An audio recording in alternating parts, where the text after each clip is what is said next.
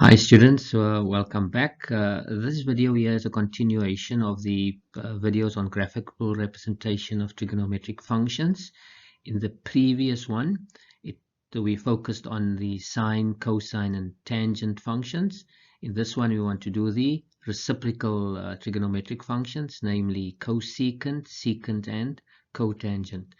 This video will assist you in answering the questions with your assignment. That is assignment number 4, which is on chapter 5. Let's hope you enjoy this again. Thank you.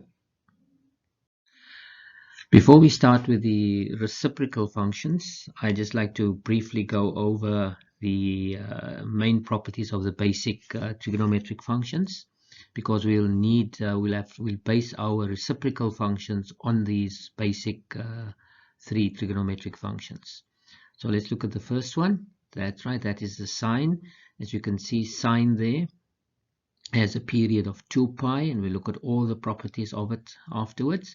And it has a amplitude of 1. So if I look at sine, it has an amplitude of 1. And what is the range? Use the amplitude. It is from -1 to 1. The period, you can see we're going to get a complete cycle there. You can see we start there and we increase in the first quadrant, then it decreases and it decreases and then it increases, and it's back where it started, right? And you can see the period there is 2 pi. Sine and cosine functions don't have asymptotes, and you can see there are 3 x-intercepts, 0, pi and 2 pi. Now let's look at the other function there. That's the cosine function, the one in green. Let's color code it. Again, we have an amplitude of 1, and you can see the amplitude there, that's 1 cos, like it's 1 sine. So the amplitude is 1. And with the amplitude of 1, that gives us a range of -1 to 1. Again, we can see it decreases in the first, and then decreases in the second, then it increases in the third, and it increases in the fourth quadrant there. So it makes a complete cycle there, and that gives us a period of 2 pi. Also, sine, cosine also doesn't have any asymptotes. Asymptotes mean for which values is it undefined, and sine is defined for all values there. Intercepts, in this case we only have 2 intercepts at pi over 2 and 3 pi over 2. Let's look at the last one, and that's the tangent one. Look at the tangent one there. Tangent does not have an amplitude, right? So tangent does not have an amplitude, but obviously a function needs a range, because you can't have a function. If you have a domain, then you must have a range. So here the range is from -infinity to infinity. You can see there's -infinity right up to infinity. A period, you can see the tangent function. If I look from 0 to pi, there I have a full pattern there. You see there's it there and there. Then it's repeated. You see, because tangent is positive in the first and negative in the second, then it's positive in the third and negative in the fourth. You see, so every 2 quadrants it repeats itself. So tangent's period is pi. Tangent here has an asymptotes, right? And tangent is not defined. If you get tangent of pi over 2, you'll see you'll get it undefined value. Your calculator actually says maths error, but you don't write down maths error. It's just undefined. There's no values for. And the same there with 3 pi over 2. So there are 2 asymptotes there. Tangent within this period. Remember, I'm only looking at the period from there to there, although I've got 2 cycles for the tangent there. Tangent's x-intercepts are at 0 and pi. And then it repeats itself every pi. 2 pi. The next one is 4 pi. The next one is 6 pi. Now we're going to look at the reciprocal trigonometric functions. What do we mean by reciprocal? If I have the number 3, the reciprocal of 3 is 1 over 3. If I have the number 10, the reciprocal of that number is 1 over 10. So if I have the reciprocal of A, it becomes 1 over A. And the reciprocal of C becomes 1 over C. So to create the reciprocal, it's 1 over the function there. So if we take now the function defined by fx equal to sine x. So I have 1 over sine x, right? 1 over fx is 1 over sine x. But instead of writing down 1 over sine x, I have a notation, a new terminology that we're going to introduce. 1 over sine is known as the cosec. So instead of saying 1 over sine, I just say cosec of x, right? But we want to abbreviate. You see, all the trigonometric functions, we've got 3 letters of the alphabet: S-I-N, C-O-S, T-A-N. And this one is breaking it a little bit. I've got cosec. And now we can just use 3 letters there. And which 3 letters do you think we're going to use? That's right, C-S-C. That's cosec. That's the abbreviation for cosec. You can write it down cosec, but just write it CS. That means that we read as cosec. Similarly, if I take cosine of x, I get 1 over cosine of x, 1 over cos x, and then we have 1 over cos is sec x, right? And there we already have 3 letters, so we can just say sec x. You can see there I've got secant, and there I've got secant. There I've got it's the complement, the co-ratio of sec there. So that's cosec, and that is secant. The same there, sine, and I've got cosine. You see, there's the word sine. I just have a prefix here, cosine. And then we have tangent, so it's 1 over tangent, and 1 over tangent we refer to as cotangent. Okay, and the cotangent here is cot of x. So it's, again, we can use 3 letters, CT, we can just say COT. That's cot. So we can clearly distinguish. So these are my reciprocal. Right? So for example, if you had sine x equal to a over b, then cosec of x is going to be b over a. If cos here is x over r, then sec is going to be r over x. If tangent is x over y, then cotangent is y over x. So that's the definition that we have. But we want to look at the graphical representation of these reciprocal trigonometric functions. Now let's look at it in the next slide. Firstly, let's start with the cosecant function here. Now the cosecant, it's a reciprocal function, and it's the reciprocal of which one? That's correct, it's the reciprocal of sine. So we're going to use the sine function here to generate the cosecant function. So the sine function, let's get the graph of the sine function, and we're going to look at all the properties of the sine function. Right, let's set up a table here. So there I've got my x values and my corresponding y values. You can see there, these are the point, there's 0 and 0, there's half pi and 1, and there's pi and 0, and there's 1.5 pi and -1, and there's 2 pi and 0, right? So these are the output values, and as we said earlier, so let's just get that again. Amplitude is 1, and the range from -1 to 1, there's the range from -1 to 1. The period for the sine is 2 pi. Doesn't have any asymptotes, but it has 3 x-intercepts. Okay, so let's now get the cosec, right? So if I look at the range, right? So the range there, this range here goes from -1 to 1.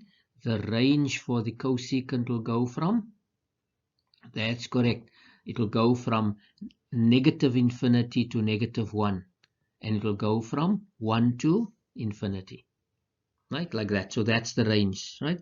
So the range of the sine is between -1 and 1, and the range for the cosec is now the opposite of that, and that will be from 1 to infinity, or from -infinity to -1. Okay, so that's the range there. Because you can see, if I'm going to have a sine value, for example, of 3/4, and then the reciprocal of 3/4 is going to be 4/3, so it's going to be a value there, right? If I have a value there of a half, and the reciprocal of a half is going to be 2/1, then it's going to be a value there, right? So these ones are all proper fractions, and these ones here will be improper fractions there. All these values will be, these values are less than equal to 1, and these values there will be greater than 1 if I look at the positive values. So now let's see, and the period here is still going to be 2 pi. Okay, now let's just look at what we're going to do there. if I want the reciprocal of 0, it's 1 over 0, which is undefined. So there I have plus or minus, right? So in other words, because at 0 now I will get an asymptote. It's not defined. So at 0 here, at 0, I'll put in an asymptote. So let's insert the asymptote, and there's my nice purple asymptote that I've inserted there. So the tangent is undefined because 1 over 0, it's not defined there. Let's look at the next one. The reciprocal of 1 over 1 is still a 1, right? So in other words, so I'll still get a 1 there, right? And then look at the next one. Now, if we look at this here, this was 1. The sine graph was increasing. So if this one is increasing, the other one will be doing the opposite. It will be decreasing. So it goes from infinity. See, there it decreases up to 1. This increases up to 1, and the other one will decrease. So it comes from infinity up to 1. So that is my first quadrant cosecant shape there. Let's do the other one here. The same there, reciprocal of 0 is 1 over 0, so I'll get another asymptote, right? So now I'll get another, you see, x was 0, so I'll get an asymptote there by 0. By pi it was 0, so I'll get an asymptote, so I'll get another asymptote, and let's put in that asymptote. There's the asymptote there, okay? And now to get this graph here, you see this graph is decreasing, and what's the opposite of decreasing? So the sine is decreasing, then the cosecant should be increasing. So that's what it's going to look like. Okay, let's just put in there's the increasing. So this one is increasing, right? If we go to -1, the reciprocal of -1 is still -1. 1 over -1 is still -1, right? So I'll get that -1. Let's just get the point. So there's my -1 that I have there. Now in this quadrant here, you can see the sine graph was decreasing. And what's the opposite of decreasing? Increasing. Can you see what the shape will be? So it increases up to the 1. So it will come from here. Let's just put the graph in. Taking a bit long. There's it. Can you see? So it increases. That one decreases and this one increases. Let's take the 2 pi. So if I want the reciprocal of 0, it's going to be 1 over 0, so that's an asymptote, and the asymptote there, so I also have an asymptote by 2 pi, and there I have my there, okay? And if we look at the fourth quadrant, there the sine is increasing, and what's the opposite of increasing? The cosecant will then be decreasing. So if I put the cosecant in, there's the cosecant decreasing, okay? So we can just follow this here. The sine is increasing, and the cosecant is decreasing. The sine is decreasing and the cosec is increasing. The sine is decreasing and the cosec is increasing. The sine is increasing and the cosec is decreasing. And there I've got my cosec, right? So you can see there the sine at 3 x-intercepts. And by each of the x-intercepts I get an asymptote. Because x-intercepts tell me my output values are 0, 0, and 0. And 1 over 0 will be undefined. That's why we have the asymptote at 0, asymptote at pi, and the asymptote at 2 pi. And that is my tangent graph there. Now we still have a few things that we need to complete. Amplitude. Tangent doesn't have an amplitude. Okay? And if you can look at the, cosecant doesn't have an amplitude. Busy with the cosecant doesn't have an amplitude. And intercepts, you can see there are no intercepts there, right? Intercepts are the values here, and they see there's no intercepts for the cosec. So in other words, I have none there. And there we have the properties of the cosecant function. And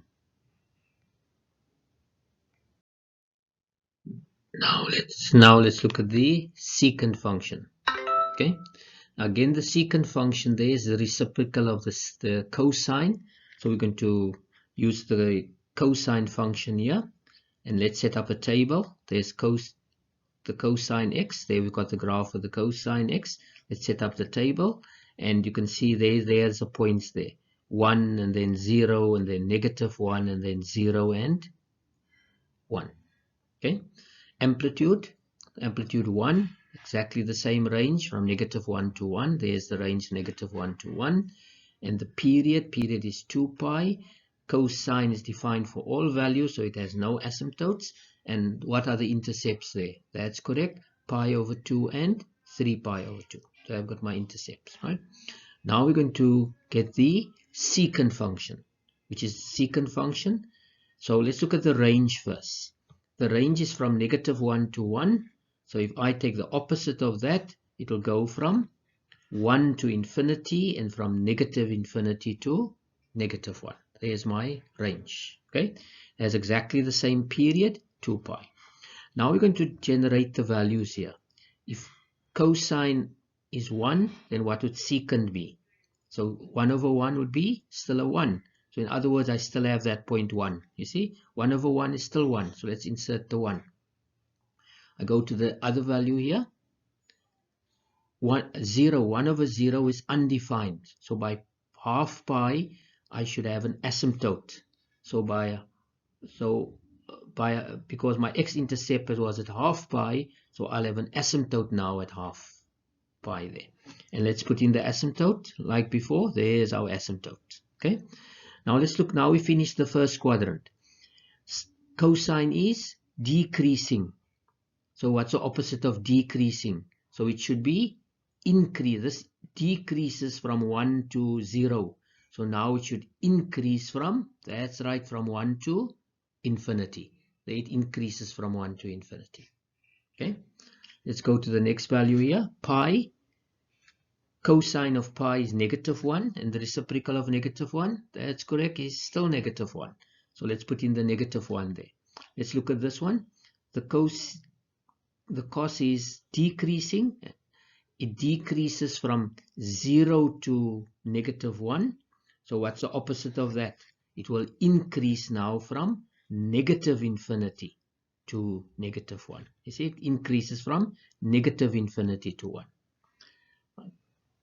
Let's get 0. So thereby pi over 2, that was 0. So I'll get another asymptote. You see, there was an x-intercept. So I'll have a asymptote for the sec there. So let's put in the asymptote. There's my asymptote there. Let's look at this third quadrant. This increases from -1 to 0. So it now should decrease from -1 to, that's correct, to -infinity.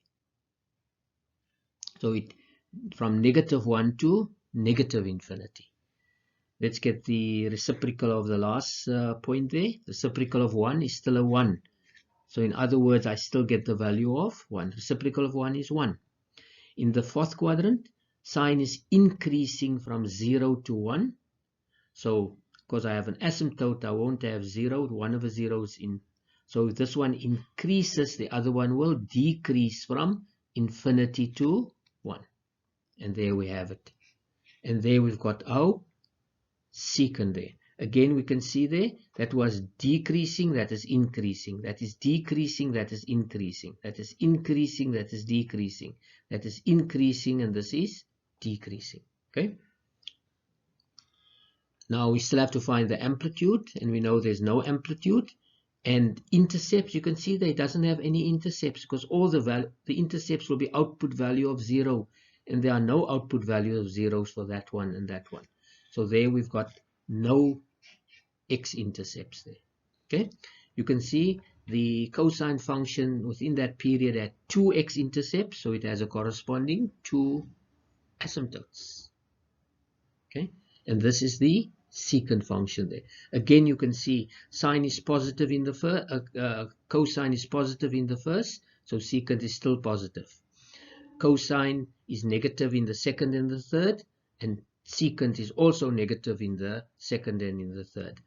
Cosine is positive in the fourth, so secant will all still be positive there, right? Because if you find the reciprocal, it doesn't change the sign of the value there. Let's consider the third reciprocal function, namely the reciprocal of tangent, which is cotangent. So there I've got my tangent there. Let's set up the table. There's tangent. Let's have a table of input and output values. And you can see tangent of 0 is 0. Tangent of pi over 2 is undefined. Tangent of pi is 0. You can see those are the points there. 0. It's undefined there. Then it is 0 there, right? And I haven't inserted these values here. This is a quarter pi. The output value is 1, right? This is 3/4 pi. The output value is -1. This is 2 1/4, 1 1/4, and the output value is 1. I don't have insert those values in here, but this is our tangent graph. You can see the tangent is increasing, and then the tangent is still increasing, and the tangent is always increasing. So every one there that is increasing in the first increases from the second up to the end of the third, and then in the fourth quadrant it's still an increasing function. Okay. So let's look at the properties. What do we know about amplitude? Doesn't have an amplitude. The range there is from -infinity to infinity. You can see from -infinity to infinity. And the period for tangent, there's the period. See, that's a tangent cycle there. Because you can see positive, negative, positive, negative. So it's just, the pattern is just positive, negative, positive, negative, positive, negative. So therefore it is pi. Intercepts, it has, if I look in this one there, let's put down all the intercepts here. So I have 0, then I have pi, and then I have 2 pi. And the asymptotes, we know the asymptotes there. There's the asymptote at half pi, and the other asymptote is at 1.5, right? So this is the tangent one. It's actually 2 cycles of tangent. Remember, it's 2 cycles, right? Because the period is only pi. So I've just drawn 2 of them in there. Now, if we want to find the cotangent, we'll have to find the range there. The range will be exactly the same range. It will still be from -infinity to infinity. And the period is still going to be pi. Okay. Now, you see these were the x-intercepts and these were the asymptotes. So let's just see now the opposite is going to take place now. If I have to take the reciprocal of 0, which becomes 1/0. So in other words, instead of having an x-intercept, it will have a asymptote. You see? Now it will have an asymptote at 0. You see that? X-intercept at 0, give me an asymptote at 0 there. And then if this is 1 and 1, the reciprocal of 1 is still a 1. So that point will still remain there, right? The reciprocal of -1 will still be -1. The reciprocal of 1 will still be 1. So they'll have the same point there. Now if I have to take the reciprocal of infinity, they are putting in my asymptote now, and there I have 1 will still be 1, right? The reciprocal of 1 is still 1, so I'm putting in the 1 there. Then 1/infinity is 0. Okay. In other words, now by pi over 2, instead of having an asymptote, I'll have an x-intercept. You see, now I'll have instead of an asymptote there, I'll have an x-intercept at that place. Okay. Now if we look at this here, this graph was increasing from 0 to infinity. So this one will be decreasing from infinity down to 0. Let's see whether we can get that in. There's it. You see, that is increasing, and the reciprocal will then be decreasing. Let's get another one, the reciprocal of 0. And then again here, if I take the reciprocal of -1, it still gives me my -1. Right? I didn't put it in the table. There's -1. The reciprocal of 0 is 1/0, which is undefined. So I'll have another asymptote coming in. Okay. There were 3 x-intercepts, so I'm going to have 3 asymptotes there. So there's the, let's put in the asymptote. There's the asymptote now. Okay. Let's look at this graph. This graph is increasing. So this one should be decreasing. You see? So now it will decrease there. This increases from -infinity to 0. This one will decrease from the 0 down to -infinity. There's it. See, there decreases there. Okay. Let's have another point. You can see the reciprocal of 1 is still 1. So let's put it back there. The reciprocal of 1 is still 1. reciprocal of infinity is 1 over infinity, which is 0. So now I'll have an x-intercept now. You see, there was an asymptote for the tangent. Now that becomes an x-intercept for the code. So I'll have an x-intercept there. Okay. Again, you can see this graph is increasing the tangent. So the cotangent will be, this increases from 0 to infinity. So this will decrease from infinity down to 0. Okay. Decreases there. Okay. Let's do the next one. You can see the reciprocal of -1 is still -1. So it's still the same point there. And now the reciprocal of 0, that's going to be 1 over 0. So I'm going to have an asymptote. So there I get my other asymptote, and there's that asymptote there. You see, this one had 3 x-intercepts, and this one will have 3 asymptotes. This one had 2 asymptotes, and this one will have 2 x-intercepts. Okay, if I take it from 0 to 2 pi. So you can see this graph is increasing from -infinity to 0. So this one will decrease from 0 to -infinity. So there it decreases. And this is my cotangent function there. Like the tangent, cotangent doesn't have an amplitude. You can see there. Again, you can see cotangent is positive in the first and in the second, positive in the third and in the fourth, exactly the same pattern there. Okay, but you can just see this one is increasing and the other one is decreasing, right? That one is increasing, so this one will be decreasing there. And if you just follow there, the tangent there, it increases, it increases, it increases, and the cotangent there will decrease again. You see, it decreases. It does everything the opposite. This one had 2 asymptotes, the other one will have 2 x-intercepts. This one has 3 x-intercepts and the other one has 3 asymptotes. Okay, I hope that is clear.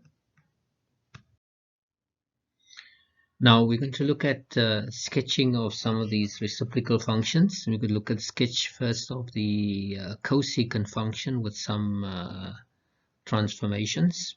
Now the cosecant, as you know, is the reciprocal of the sine. So we're going to orientate ourselves. So if you want to draw this, I suggest you draw a little soft or a very light version of the basic sine graph, and then you can see how, because this can assist you in sketching the cosec, right?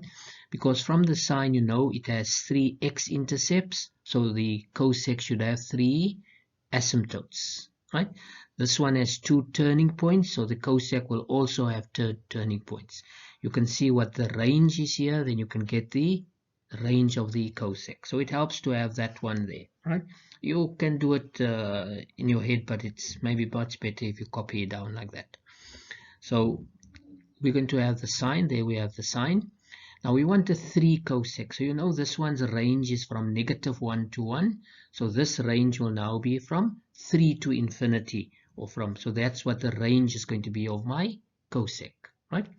The next thing we want to find is the period. Now the period of a cosec is normally 2 pi, but because I have a 2x, it's 2 pi over 2, so that's pi. So in other words, I will have a period of pi. So in a pi, you know, you can see there is it. It's over 2 quadrants there. There's there, and then you have it. This one's also over 2 quadrants. You can have it any place there. You can draw it any, right? And I'm going to draw it within here, and I'll show you why I'm going to do it there, because it depends on the phase shift. But you could draw a cosec in those two, or a cosec in those two, or a cosec in those two, or the cosec in the first, you know, as long as you draw it over a period pi. Now the phase here will actually tell you where you can actually draw the graph, start drawing the graph. Now the phase is the d over c.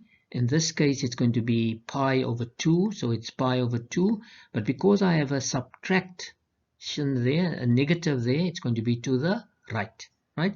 So I'm going to shift this graph, you know, wherever it was supposed to, it's starting here by 0, so it will be shifted to the right. You can see, so I shifted to the right, so now I know my, that's why I'm going to start drawing my graph. You see, within that there's that period, so I'm going to draw it here because I've shifted it. Instead of taking first and second, I'm just shifting it a quadrant to the right. Now we need the asymptotes. There are 3 x-intercepts, by 0, pi, and 2 pi. Originally by 0, pi, and 2 pi. But there's some transformation taking place. It's 0 divided by the 2, and because I move to the right, I add a pi over 2. Right? Moving to the right, you add a pi over 2. So it's, and that gives me pi over 2. So I have an asymptote now at pi over 2. Let's see that. There's the asymptote at pi over 2. My next x-intercept is at pi. So that will be pi over 2 plus my phase shift, which gives me pi. So I've got another asymptote, the second asymptote at pi. I need a third asymptote. The x-intercept was at 2 pi. So it's 2 pi over the 2 plus your phase shift. So that is going to be 2 pi over 2 plus that, and that gives me 3 pi over 2. So there I've got my 3 asymptotes. So to always use your x-intercepts to get your asymptotes. Now once we have the asymptotes, we just need to know where the graph turns. It turns at 2 places. So let's look at each turning point there. This is pi over 2 and 1. So it will be, instead of 1, it will now go through 3. So let's just focus on the pi over 2. So it will be pi over 2 divided by 2 plus the phase shift, right? There's two things changing. The period is changing and there's a phase shift. So I divide by 2, and if I work that out, I get 3/4 pi. So my turning point is going to be at 3/4 pi and 3. The other turning point was at 3 over 2 pi. So let's just do that calculation. It's 3 over 2 pi divided by 2 plus your phase shift. And if you simplify that, that gives you 5 over 4 pi, or 1.25. So it's going to be 5 over 2 pi, 5 over 4 pi, and the corresponding y value is 3. So now I'm ready to draw the graph. So I need to draw the graph between those asymptotes and between those asymptotes. You can see the sine graph there is increasing and decreasing. So the cosec will be decreasing and increasing. So there's it. So we get that shape. This one is decreasing and then increasing. So we flip it around. It's going to be increasing and decreasing. You see? Increasing and decreasing. And there we've got our graph, right? Let's just take all the calculations away. And see there? So now we can just focus on that. You see the sine at a period of 2 pi. But the cosec has a period of pi, right? This one has a phase shift, so the graph was moved there. This one had 3 x-intercepts, and this one will have 3 asymptotes. And the asymptotes are transformed that way. This one has a range of -1 to 1, and this one has a range of 3 to infinity and -infinity to -3. Let's take our calculations back again so you can refer to them. There's it. Now let's sketch a secant function. Okay, a secant function is the reciprocal of a cosine. So we're going to use our cosine to draw that. As you can see, the cosine has 2 x-intercepts, so it'll have 2 asymptotes. So the secant will have 2 asymptotes, right? This one has a turning point 1, and there's a turning point down there. And so this one has 3 turning points. So the secant should also have 3 turning points there. So let's cosine. In this particular one here, always sort out your range first. Looking at the amplitude, it gives me a 1. So it's from -1 to 1. But this here will now give me the range. And the range will be from 2. So that's my range. From 2 to infinity or -infinity to. So I know where to draw my secant function now. Then we get the period. The period is the d over c. In this case, it's pi over 2 pi over 1.5, 2 pi over c, 2 pi over 1.5 for the period, and that gives me 4/3. So my period will be 4/3. And you see I've got my scale, my steps in thirds there, a third and a third. I don't have pi over 2 there, so I just using thirds here to draw it. So that's a third, that will be a 6. So I say 2/3, period is 4/3. So it'll be 1/3 and another third, and so it'll be 4 of those there. That will be a period of 4/3, right? So let's say there, you can see I've got 2/3 on the left and 2/3 on the right, so that's 4/3, right? We'll put it here in the meantime because we're going to draw our graph here, because that depends on my phase. My phase is d over c, which is pi over 1.5, which is 2/3. But because I have a plus, I move it to the left. So this graph is going to go to the left, you see? So it's going to start here. That's why I've got my period starting from there to there. Okay, so I'm going to draw my graph within this region here. I've got 3 turning points. So let's work out the new turning point. Let's get the asymptotes first. So for the asymptotes, I need an asymptote here. And the asymptote is normally by pi over 2. So it's pi over 2 divided by the 1.5 with the phase shift, which is a subtract 2/3. And if I work that out, I get negative pi over 3. So my first asymptote is going to be by negative 1/3 pi. Okay. My other asymptote is going to be here by 3 pi over 2. So it's 3 pi over 2 divided by 1.5 with the phase shift. And if you work that out, it's going to give me a third. So there's my, I only need 2 asymptotes. Okay, 2 x-intercepts, 2 asymptotes. Now I need my turning points. My first turning point is by 0. So that's 0 divided by the 1.5 with the phase shift. And if that is a 0, so I get my first turning point by negative 2/3 and 2. Okay, so my first shift is there by negative 2/3 and 2. You see, that's why I'm going to start my graph there. So that point is now shifted there. My other turning point is by pi. So let's get that. So it's pi divided by 1.5 with a phase shift. You must take both. There's a change in the period and there's a phase shift. And if you work that out, that's 2/3 minus 2/3 is 0. So my other point there is going to be by 0 and negative 2. There's another turning point at 2 pi. So let's do that calculation. It's 2 pi over 1.5, subtract my phase shift. And if I work that out, it gives me 2/3. So there's my 3 turning points. Now I'm ready to draw it. Okay, so from there to there, and I can see the first part there, the graph was decreasing. So this one should be, you see, decreases from 1 to 0. So this will increase from 2 to infinity. Let's put that, there's it. This one decreases and then it increases. So it's going to increase and then decrease. So at this turning point here, can you see there? It increases and then it decreases. You see, that was decreasing, so I've got increase. That is increase and then I'll have decrease there. And the last part was increasing, so the secant will be decreasing from 0 to my turning point. So this is going to be from infinity to my turning point. And there I've got my graph there. Let's just take all the calculations away to make it less cluttered so we can focus on this. The cosine graph had a period of 2 pi, and the secant for this particular one had a period of 4/3 pi. This one here had a phase shift that's a positive there, so it's a phase shift to the left. So that point there will move this way. Okay, and now this has 2 x-intercepts, so I need 2 asymptotes. That one has 1, 2, 3 turning points, so this one will also still have the same number of turning points there. And there we've got our graph. Let's just take the calculations back for easy reference later. And there we've got our graph. Now we're going to draw the last reciprocal function. This is a cotangent example. Now to draw the cotangent, you can actually draw it from the standard cotan. Otherwise, just draw it from a cot x. Cot x is very simple. It has 2 asymptotes at 0 and pi, and it's a decreasing function cutting the x-axis at half pi, right? And then we have got the point here by 1/4 pi and 1 and 3/4 pi and -1. So that function is not difficult to remember.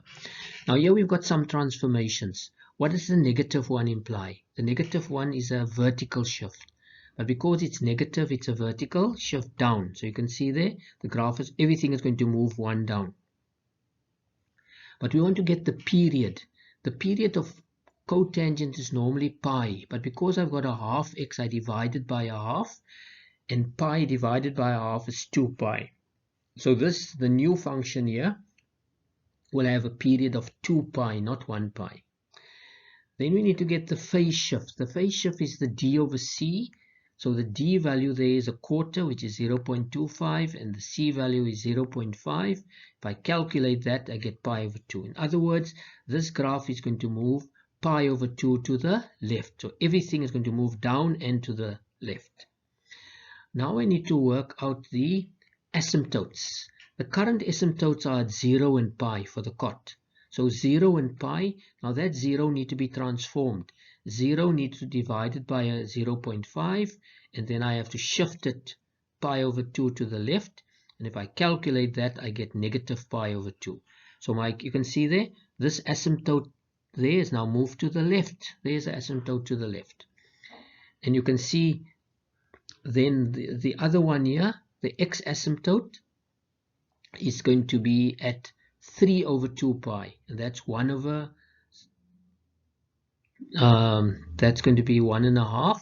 So the other asymptote there is going to be by 1.5. Okay? Because I have to take my pi and I must divide it by a half, so that becomes 2 pi, and 2 pi subtract a half is 1.5 pi. That's why I get the 1.5 there. Now I want to get this point here. This point is known as the inflection. It's not a turning point. The tangent graph doesn't turn, so that's an inflection point. It's at a half, but I divide it by a half and I shift it to the left. And if you subtract that, that is pi, subtract a half pi, that gives me half pi. So in other words, that point now will be there. Okay. Then I need to have this point there also. That point is a quarter and 1. So I have a quarter divided by a half and shifted by half pi. And if I calculate that, I end up with 0 and 0, because 1, and I must move it down, 1 minus 1 is 0. So this next point there is going to be at the origin, 0 and 0. Okay. The other point is at 3 quarters and negative 1. Can you see there? 3 quarters and negative 1. But I must divide it by a half, which is 0.5, and I shift it to the left. And if I do that calculation there, I end up with pi. Okay, this is 1.5, subtract a half, will be pi. And negative 1 and negative 1 is negative 2, so that point is there, right? So we can see this point moved there, and this point moved there, and this point moved there, right? And now we can draw the graph. So I must draw the graph now through this point and that point. So because it decreases from positive infinity through there in the inflection point, and then it decreases there. So let's see. And there's my graph there. Okay. And now we can see there the one thing we haven't mentioned, which is the range. And the range there is from negative infinity to infinity. Let's just take all of that away so we can see what we have done there, right? You see it's still a cotangent graph, but it has just moved one down, just shifted down. Then the graph, because it's half x, the graph is stretched. My asymptote has changed, right? The asymptote has moved, everything has moved, and so I get my change asymptote, which is now at negative a half and a half, and I've got a period of 2 pi. Okay, let's take all of that information back again so that you can look at it.